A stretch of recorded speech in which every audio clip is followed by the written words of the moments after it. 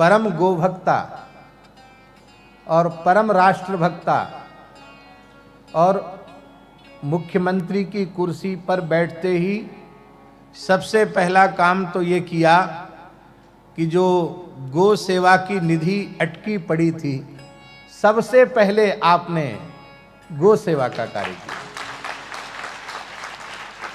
और फिर दूसरा बहुत बड़ा काम किया श्री यमुना जी का, यमुना जी की सफाई का कार्य। अभी हम एक दिन बोल रहे थे कि दिल्ली में अपनी सरकार है और हमको लगता है यमुना जी ने अपनी सखी बहन रेखा गुप्ता जी को इसलिए चुना है कि ये हमारी सखी ही हमारे स्वरूप को सुधारेगी।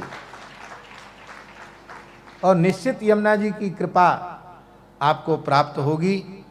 बस हम सब वैष्णवों की, सनातनियों की, भारतीयों की एकमात्र आकांक्षा है कि यमुना की अविरल धारा, निर्मल धारा जो यमुनोत्री से चल रही है वो प्रयाग तक पहुंचे।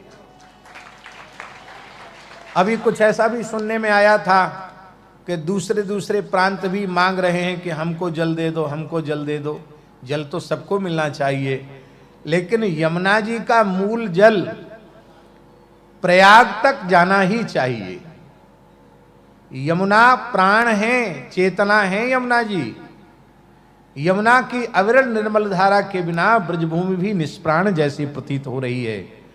और हम ऐसा विश्वास व्यक्त करते हैं।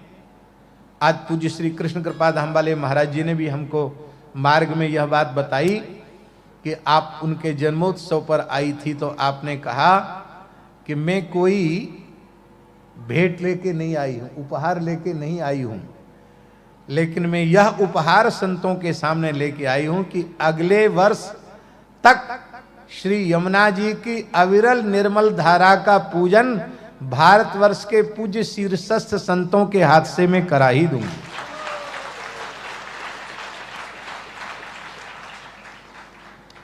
सामर्थ्य देने वाले भगवान हैं। और यमुना जी का काम अब नहीं होगा तो कब होगा?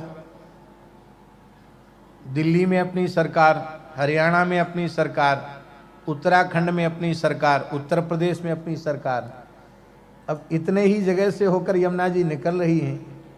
इसलिए सबको एक साथ बैठकर ये निर्णय करना चाहिए कि यमुना जी की अविरल धारा आवे। मान लो कोई पानी में कमी पड़ती हो तो अब तो यशस्वी देश के प्रधानमंत्री जी ने बहुत अच्छा किया